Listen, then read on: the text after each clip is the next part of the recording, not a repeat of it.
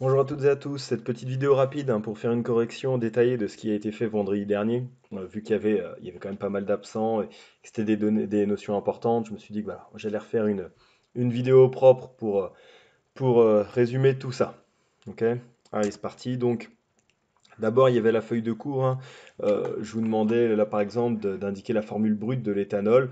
Donc, on l'écrit de deux manières. Soit on l'écrit C2H6O, d'accord, pour indiquer qu'il y a deux atomes de carbone, six d'hydrogène et un seul d'oxygène.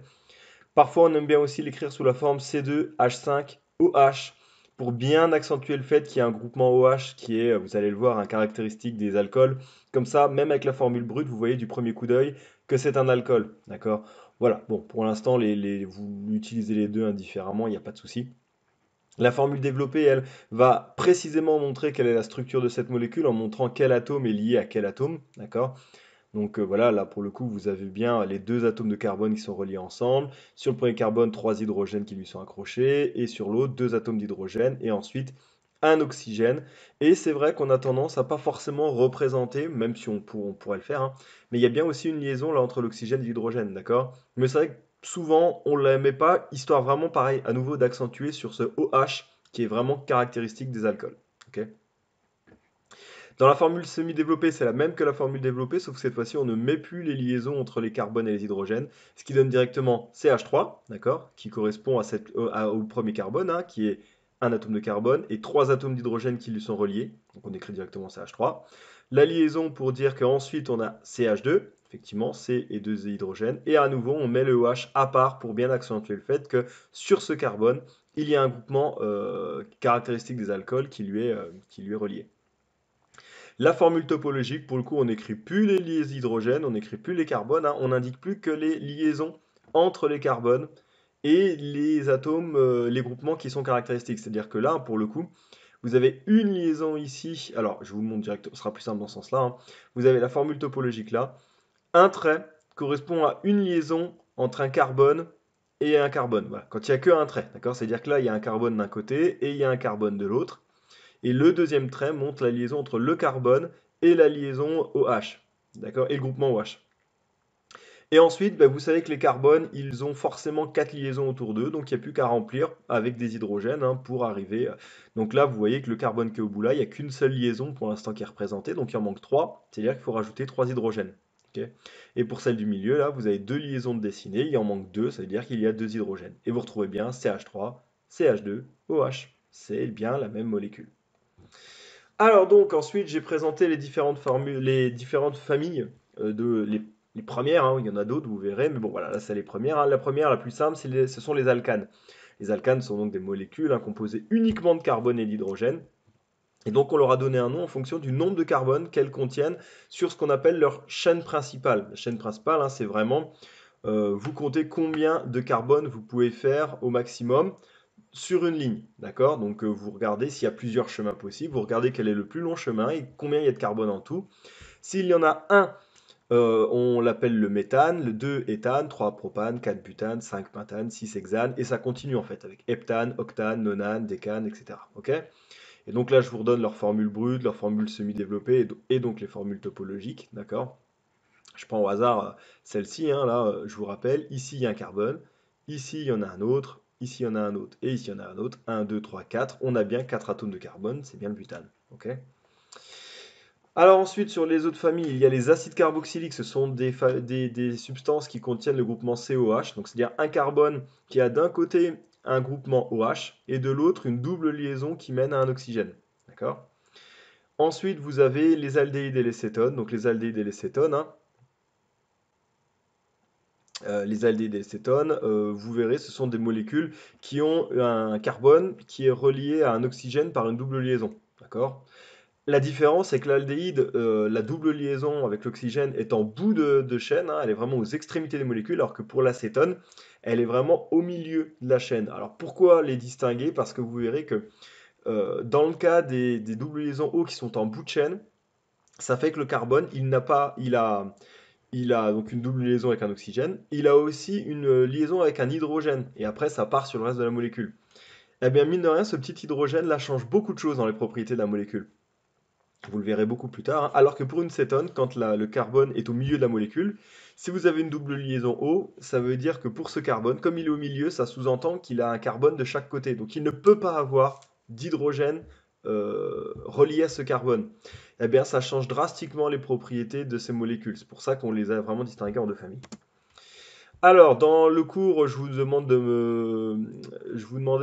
vous aviez 20 molécules là, et il fallait distinguer les 4 alcanes et leur donner un nom.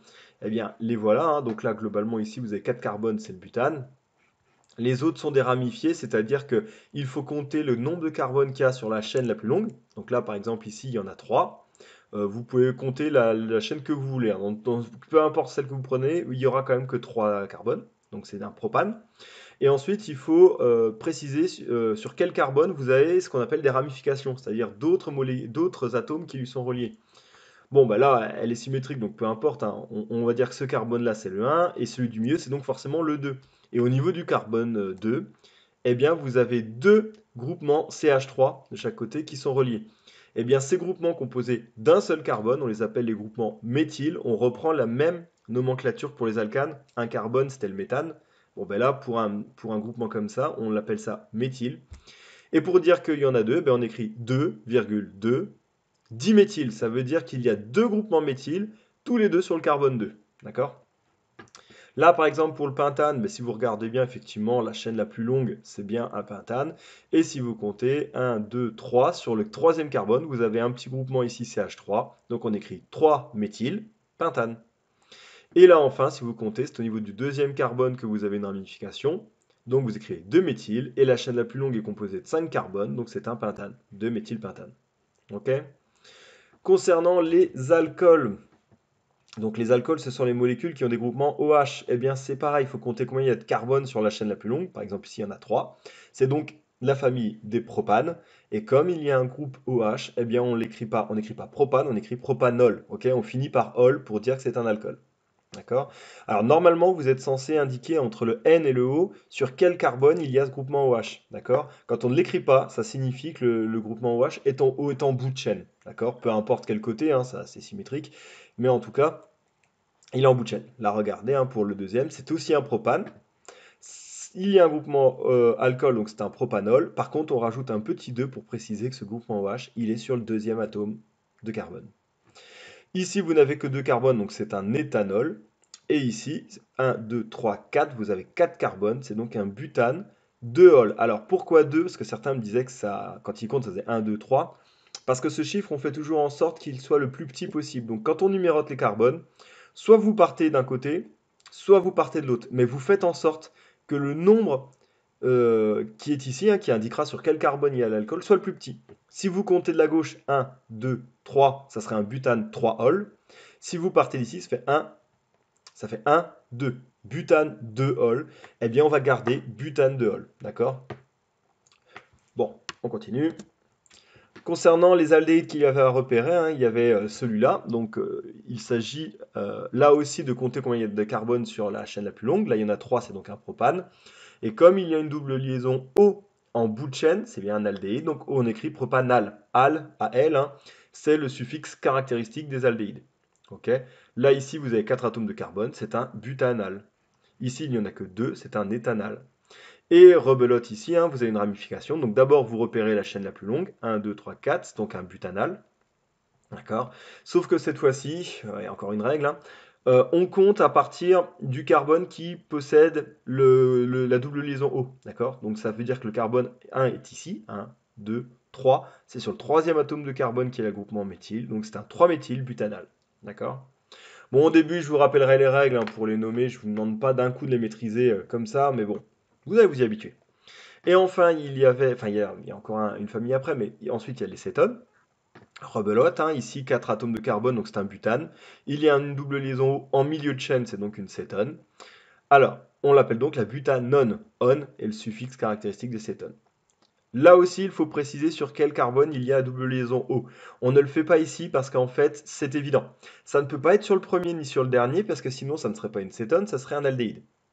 Et en fait, pour ceux qui vont peut-être finir un petit peu par être, voilà, avoir une vision à l'espace, que la double liaison O soit sur ce carbone ou sur celle-là, eh bien en fait, C'est pareil, la molécule, si vous la retournez, vous verrez, pour le coup, ça revient au même. On pourra peut-être le faire en classe, je vous les ferai avec les modèles, mais peu importe, on dit butanone parce qu'en fait, peu importe sur quel carbone c'est la même molécule. D'accord? Là, 3 atomes de carbone, c'est la propanone. Là encore, on ne précise pas le chiffre parce que c'est évident, puisque ça ne peut pas être en bout de chaîne, sinon c'est un aldéhyde. Et là, il n'y a plus qu'un carbone, donc c'est encore pire, hein. C'est la propanone. Par contre, pour l'hexane du dessous, hein, il y a bien 6 carbones, donc c'est bien un hexane. On précise que c'est sur le troisième carbone qui est la double liaison. Donc c'est un hexane 3-on. Là aussi, pareil, hein, alors on compte pareil pour faire en sorte que le chiffre sur lequel on va préciser où est la double liaison O soit le plus petit. Donc là, on compte de la droite, 1, 2. Donc c'est un butane de on. Et si on continue, 1, 2, 3, c'est sur le troisième carbone que vous avez le groupement méthyle. Donc c'est un 3-méthyl, butane de on. Et enfin, les acides carboxyliques, ben là pareil, on compte le nombre de carbones. Il y en a 4 ici, donc c'est un acide butanoïque. Là, il n'y a que 2 carbones, c'est un acide éthanoïque. Là, il y a 3 carbones, c'est un acide propanoïque. Et là, vous avez en tout, il faut compter 1, 2, 3, 4, 5, 6. Donc il y a 6 carbones sur la chaîne la plus longue, donc c'est un hexanoïque. Et ensuite, il faut compter du carbone qui contient l'acide, 1, 2, 3. Sur le troisième carbone, vous avez ce petit groupement méthyle. Donc ça donne acide 3-méthyl hexanoïque. Ok? Alors ensuite, dans le cours, il y avait quelques molécules à nommer. Donc regardez, pareil, il faut trouver quelle est la chaîne la plus longue. Donc là, je les avais déjà numérotées, hein. Il y a 6 carbones, donc c'est un hexane. Et sur le troisième carbone, vous avez un groupement composé de 2 atomes de carbone. Donc là, on parle de groupement éthyle. Donc c'est le 3-éthyl hexane. Ici, là encore, vous avez un hexane, sauf que cette fois-ci, il y a beaucoup de ramifications. Et bien là, on fait ça dans l'ordre, hein. Vous avez au niveau du carbone 2, deux groupements méthyl, donc c'est un 2,2-diméthyl. Et sur le carbone 3, vous avez un éthyle. Ça fait 2,2-diméthyl, 3-éthyl, hexane. Ici, il faut compter, vous avez 9 atomes de carbone sur la chaîne la plus longue, donc c'est un nonane, d'accord? Ensuite, vous regardez, hein, vous comptez, et il se trouve que le moyen le plus simple, hein, vous comptez ici, 1, 2, 3, 4, 5, 6, vous avez un groupement méthyle sur l'atome, sur le quatrième carbone et sur le sixième. Donc vous écrivez 4,6 diméthyl, d'accord? Et vous avez un groupement éthyle sur le carbone 4. 4 éthyle, 4,6 diméthyl, 4 éthyle nonane.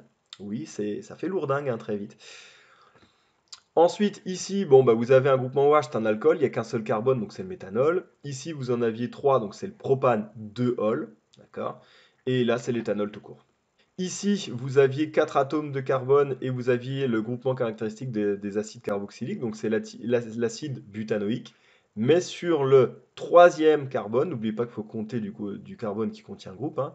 Sur le troisième carbone, vous avez un groupement méthyle, donc ça fait acide 3-méthyl butanoïque. Et enfin ici, vous avez 6 atomes de carbone, donc c'est un acide hexanoïque. Et sur le deuxième, vous avez un groupement éthyle, le quatrième, un groupement méthyle. Ça donne donc l'acide 2-éthyle 4-méthyl hexanoïque. D'accord? Ici, 3 atomes de carbone et le groupement, la caractéristique des aldéhydes, donc c'est le propanal. Et ici, vous avez 3 atomes de carbone et un petit groupement méthyle, ça donne donc le 2-méthylpropanal. Ici, c'est la propanone. Et là, vous avez 4 atomes de carbone, c'est donc un pentanone. Et vous précisez que c'est sur le troisième carbone, donc ça fait pentane 3-on.